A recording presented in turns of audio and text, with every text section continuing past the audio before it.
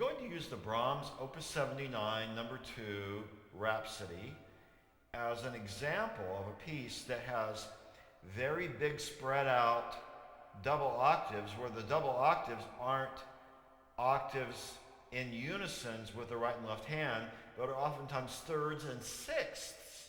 And it's very interesting sounding in an equal tempered system like we have, to have octaves in thirds and sixths. And it also really requires the piano to be spot on in tune in the low register. I'm using piano scope to tune this with the tuning style being perfect twelfths. So the 12th interval lines up the octave in the left hand with the third partial. In this case, for example, let's say we had a C1. We would line up the third partial of C1 with the first partial of G2. And when we do that, we get a very open sound.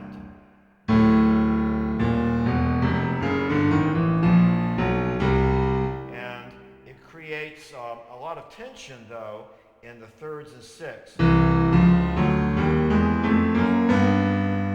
can hear the beating, and that would be playing tenths. And then if you played thirds,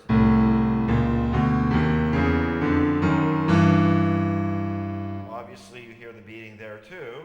So let's talk about the piece. So we open with a big, wide open interval of D1, D2, D4, D3, and A3.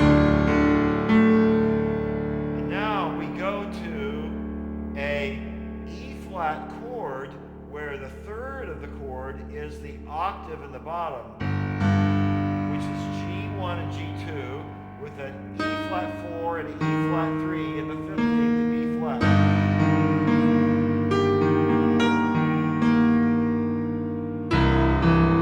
Now what have we here? We've got a C7 chord, which is going to resolve to an F chord. So we've got the double octaves in the C1 and the C2. We've got an E4 and E3, and the major, the minor seventh being the B flat.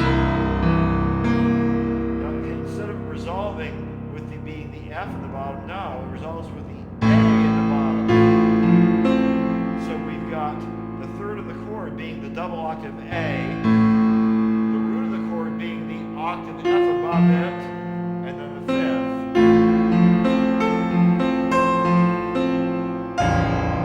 What do we have here? We've got the third of the chord being the double octave A0 and A1, with the root of the chord being F5, F4, and C5 being the fifth.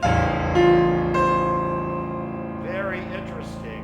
And then we go to the C chord.